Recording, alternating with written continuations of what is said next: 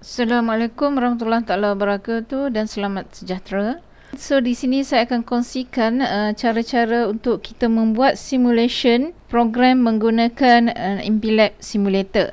Video yang lepas kita telah tengok berkenaan dengan logic operation dan kita buat simulation menggunakan MPLAB sim untuk melihat nilai dalam file register. Sekarang video ni kita akan tengok pula untuk operasi arithmetic operation. Okay. So untuk arithmetic operation kita akan tengok macam mana operasi aritmetik dilakukan. Okey, contoh yang diberi di sini adalah yang melibatkan operasi tambah. Okey, melibatkan operasi tambah dan macam mana kita tengok, kita view data dalam file register. So, untuk mulakan simulation ni, okey, so saya dah sediakan coding dalam MPLAB dan dah ditarik siap-siap kat sini. Okey, so kita tengok dulu, kita compile dulu coding ni. Okey, so dah tak ada error, build succeed. Okey, so saya akan build all untuk dapatkan satu hex file. Okey, untuk dapatkan satu hex file untuk kita buat simulation. Okey, so untuk memulakan proses simulating, kita akan pilih debugger, select tool, MPLAB sim. Okey. So dekat sini kita akan nampak ada satu toolbar yang baru muncul bila kita klik MPLAB sim tadi, di mana di dalam toolbar ini mengandungi ikon run, halt, animate, step into, step over, step out, reset dan juga breakpoint. So sebelum saya buat simulation, saya akan terangkan sedikit berkenaan dengan coding untuk amali yang ni. So kalau kita tengok bermula daripada atas, kita akan include PIC yang kita guna, P18F4520.H. Okey, kita akan setting configuration bit untuk PIC. Okey, so yang ni sebenarnya kalau amat penting kalau kita buat hardware, bila kita test coding dekat hardware. So sekarang kita masih lagi menggunakan simulator, so tak ada masalah, kita kekalkan je di sini. So kita akan pergi kepada main coding. So dekat sini saya declare satu data, kita namakan dia sebagai my data dalam bentuk array.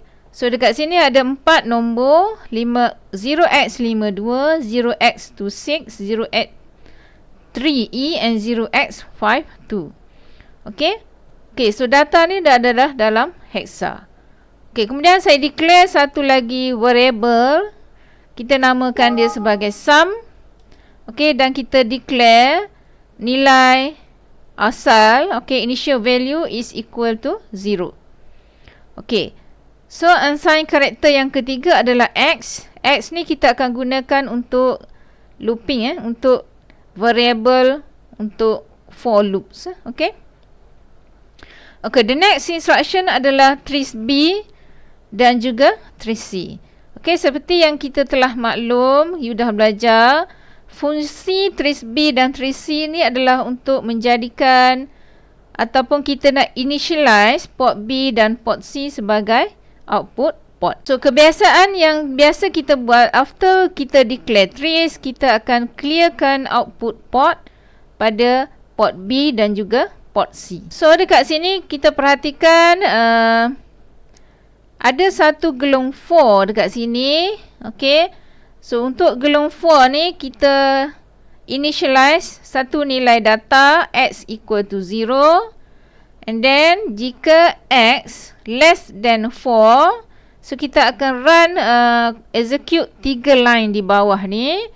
Okey, after execute kita akan tambah 1 Okay, x plus plus is equal x plus x equal to x plus 1. Okay. Okay. So dekat sini port C sama dengan my data x. Maksudnya dekat port C nanti kita akan simpan data. Okay, so bergantung kepada nilai x lah.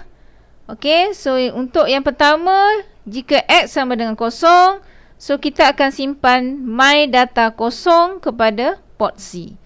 Okey, so my data 0 kita, kalau refer kepada data ni, 0 bermula pada nilai yang pertama. Okey, nilai pertama adalah 0, 0x52, nilai yang kedua nilai yang pertama 0x26, nilai yang kedua 0x3i dan nilai yang ketiga 0x52.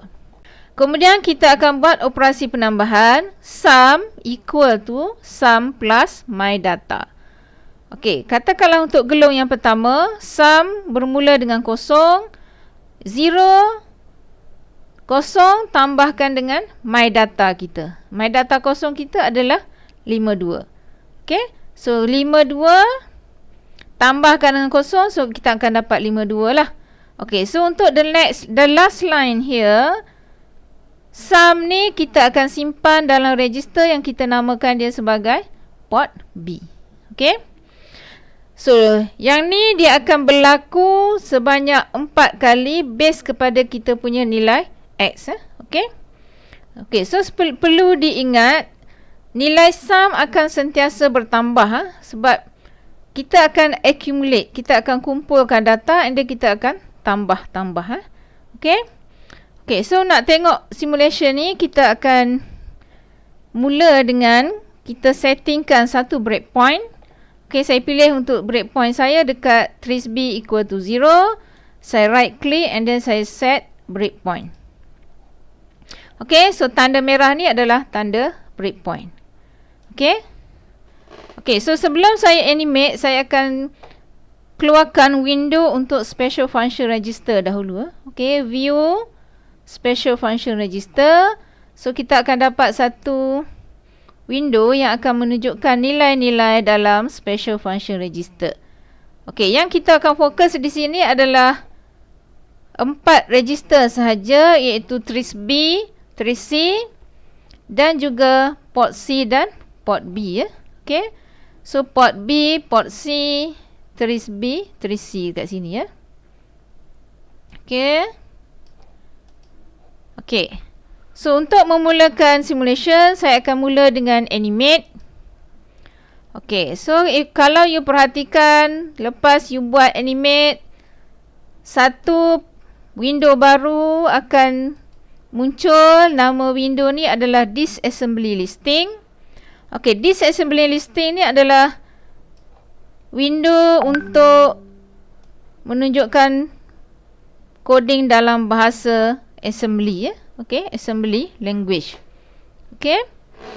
Okey, so kalau you perhatikan, yang hijau tadi adalah anak panah yang dia berjalan, dia execute line by line tadi dan dia akan berhenti pada titik B tadi ya, titik breakpoint. Okey. Okey, so the next step yang saya akan buat adalah saya akan gunakan step into punya icon ni untuk kita execute line by line. Okey, so saya akan step into. Okey, so daripada trace B equal to 0, dia akan jump kepada trace C sama dengan 0. Okey, so kalau you perhatikan, nilai trace B dah berubah menjadi 0x00 sebab kita bagi nilai 0 dekat trace B tadi ya. Okey. Okey, so perhatikan juga di sini nilai asal trace C adalah 0xff. Okey, so saya pakai arahan step into. So dia akan jump pergi kepada port B equal to 0, port C equal to 0. Now the value of trace C is changed to 0x00. Okey, so saya akan step into lagi sekali. Okey, so dia akan jump kepada gelung 4. So line yang ni akan sebenarnya dia akan beri data 0 kepada port B dan port C. Okey, so port B 0, port C 0. Okey, for your information, nilai ni tak berubah menjadi merah sebab dia tidak berubah. Nilai asal dengan nilai yang semasa dia tak berubah. So dia kekal warna hitam sebab nilai asal tadi 0. Okey. Sekarang kita berada dekat gelung 4. Okey, so kita akan mula dengan X sama dengan 0. Okey, so you boleh refer kepada jadual dekat table C2. Okey. So bermula X sama dengan 0. Kita akan tengok nilai dekat port C dan juga port B. Okey. Okey, saya akan step into. Okey, dia masih lagi jalan ni sebab dia akan baca arahan 4. Okey. Okey, so sekarang ni dia berada line port C sama dengan my data. Okey, saya execute.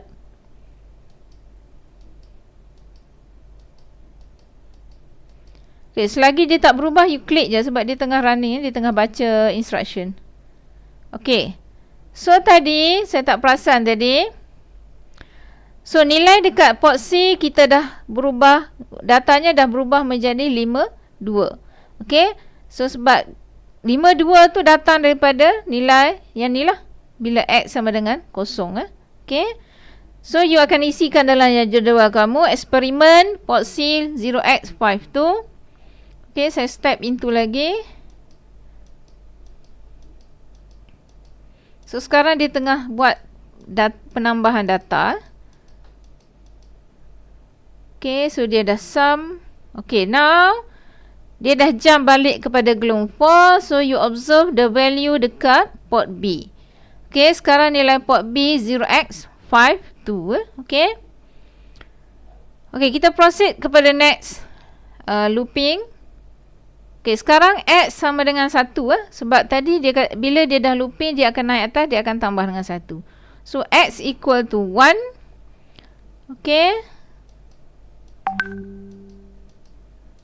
Kita nak tengok data dekat port C.